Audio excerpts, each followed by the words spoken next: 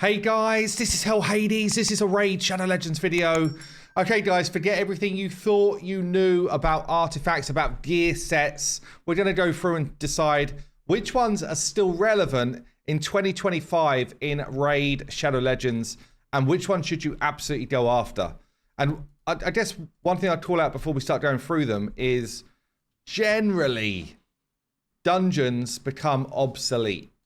Okay, we've spoken about this in the video at some length, but there's not many sets from dungeons that actually hold purpose once you start to push into like the mid and then the late game in Raid Shadow Legends, which means that you can divert your time and energy into other things, and you should start doing that as soon as you can. So let's just go through basically set by set. I'm just going to call out good, bad, trash. Do I use them? Where would I use them if I need to?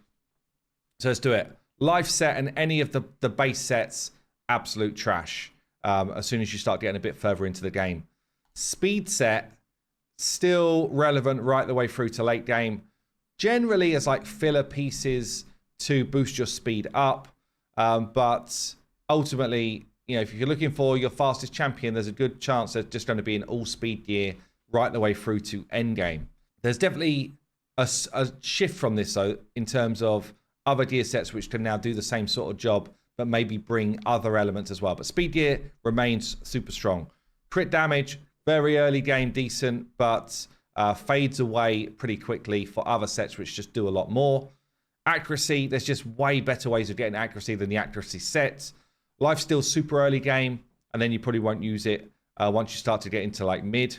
I don't have a single champion in lifesteal gear, and I've got zero need for it because supports do the job that lifesteal does early on for you.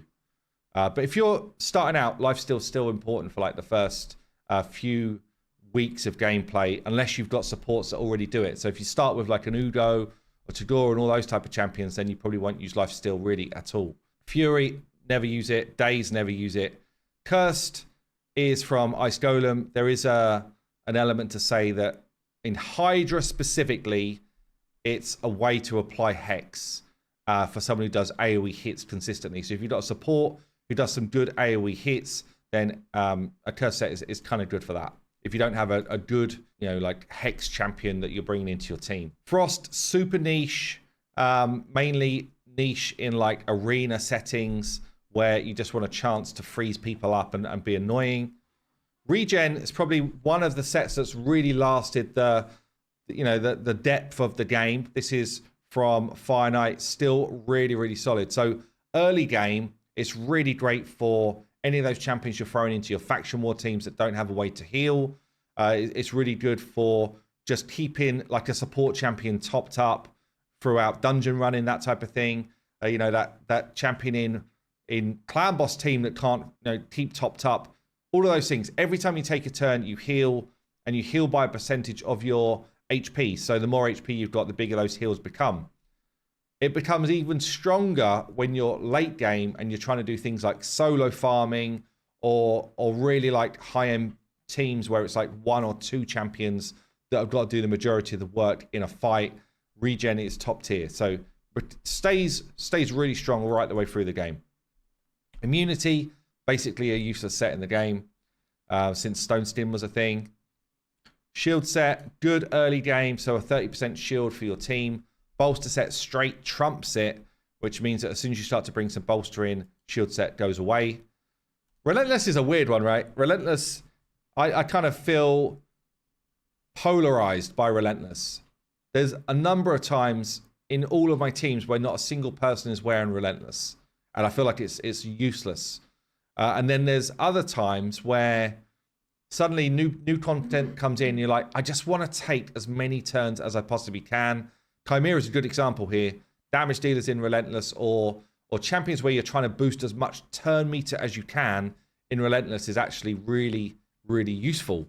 But again, you're relying on chance, which means that for a lot of teams that have got some sort of speed tune element or setup element, this throws it all off, which is why Relentless generally in Raid is not the way to go.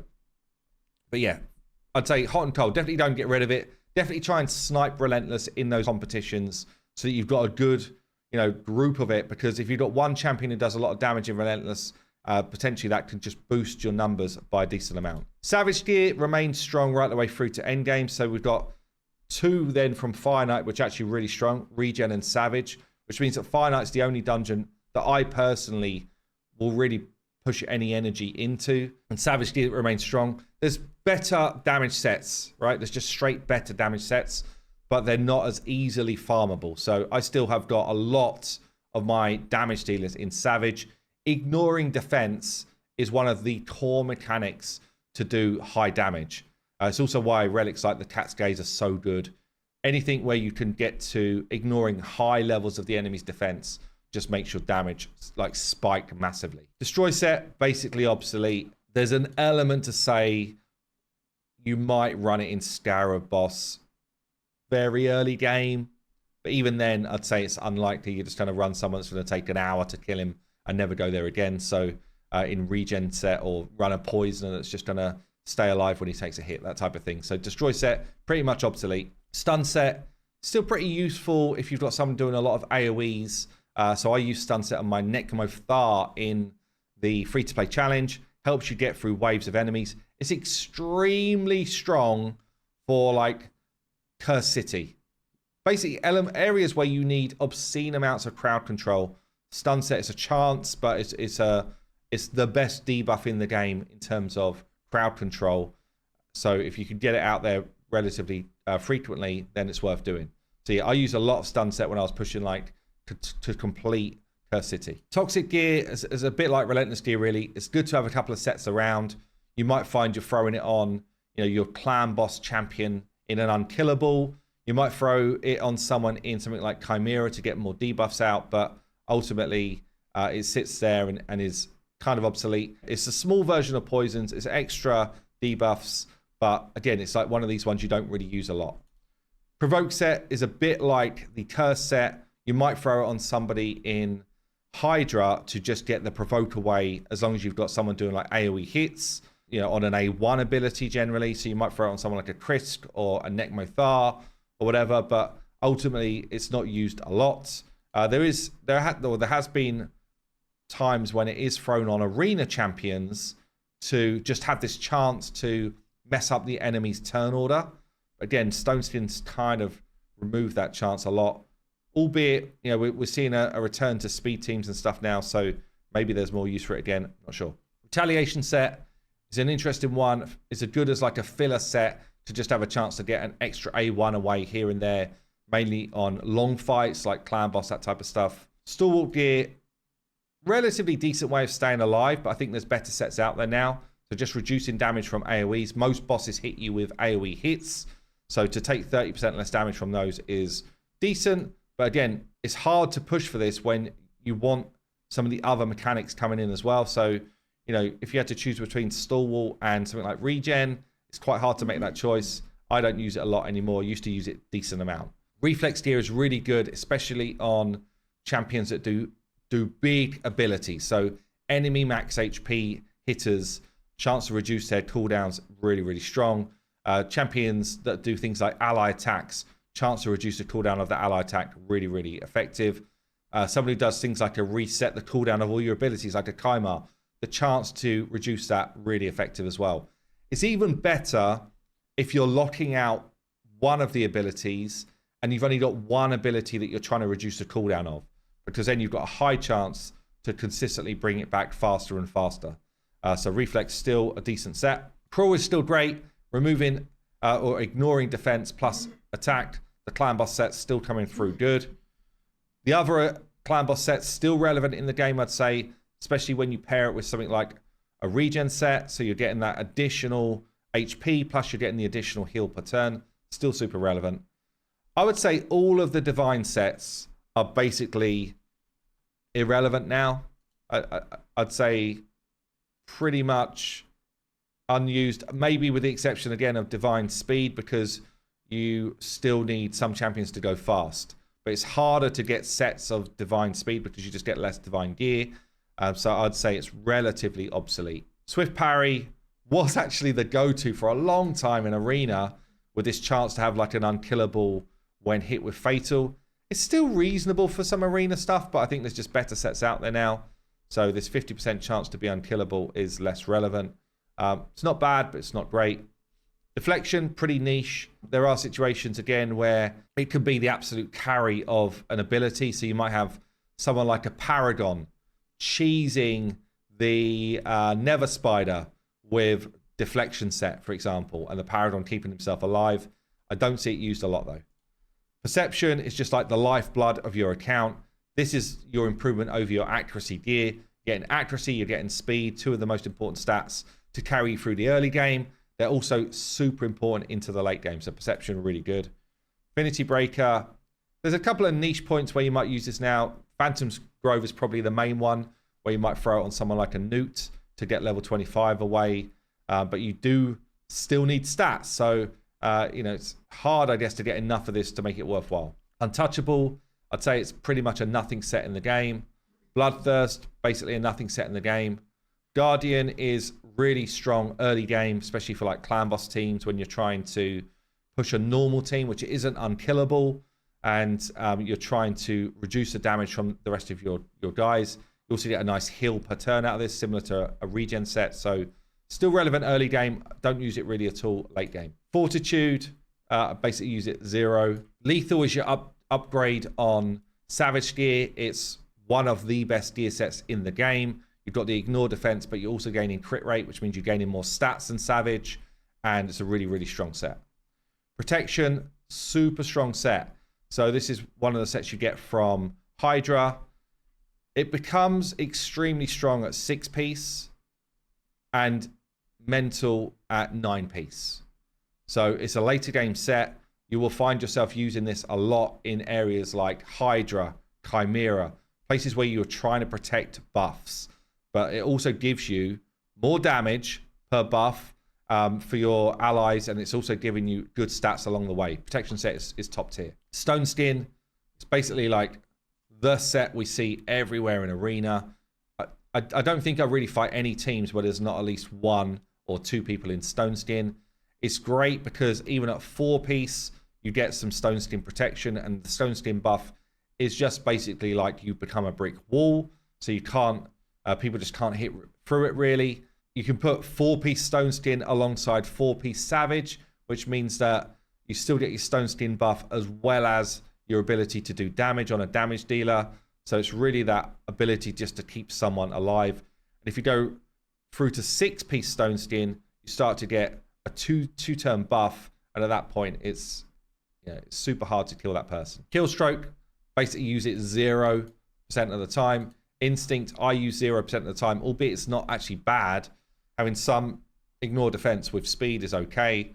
I don't really go out and collect it though. Bolster, top tier in terms of protection. So that 30% HP shield, which is protected as a buff with the healing as well. Super good early game. If you can get decent sets of this early game, it's like hard carry. Really good in Sintranos as well, the Cursed City, for some of those harder levels, just to keep your team alive. In fact, I'd say it's almost like a necessity to have 1 or 2 champions in Bolster when you get to that sort of level. And it's good for like progression into some of the harder dungeons as well. You also still find it in Arena a decent amount of the time, but there are champions now that take advantage of Bolster. Someone like a Narcissus actually doubles their damage. So it's not used as much in Arena, but still very good. Defiant, don't really use it at all. Impulse, I don't really use it, but then I don't do a lot of live Arena, so I don't have good gear in it. It's an interesting set with some speed and a chance to reduce skill cooldowns. I don't think it's a bad one as like a filler set, actually. Zeal, kind of similar.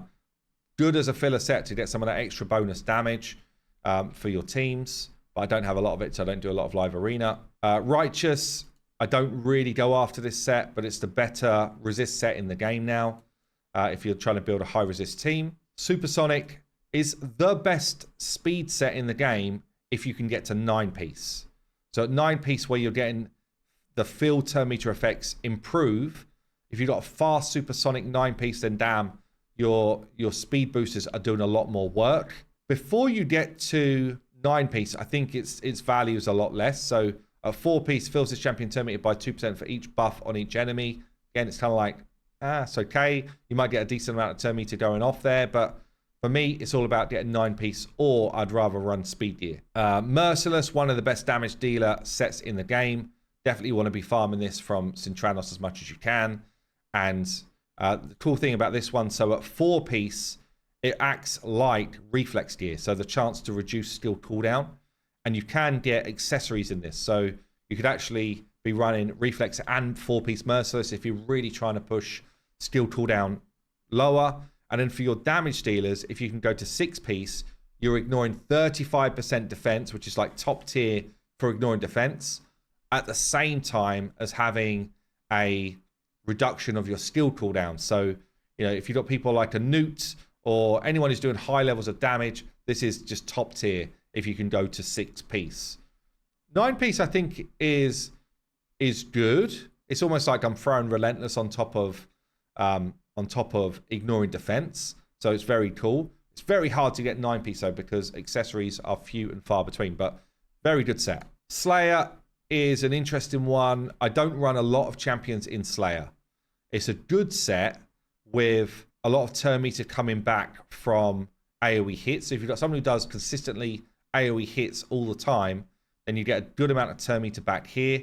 It's a great set just for 1-piece or 2 pieces as filler, because you actually just bump your crit rate, bump your crit damage, just having a couple of pieces. So this is actually, you know, old accessories are almost obsolete, because I'd rather have 1 piece of Slayer accessory, boost my crit rate that way, and then be able to go and find more stats in my main gear. So there's definitely an element to say 1 or 2 piece super good. It does give you ignore defense when you hit 6 pieces, but only when you're using AoE skill. So again, it's got to be someone that basically is AoE heavy. You might have someone like a Cupidus in this gear set, and you'll get a lot of extra damage away whilst also gaining a lot of turn meter. Pretty interesting.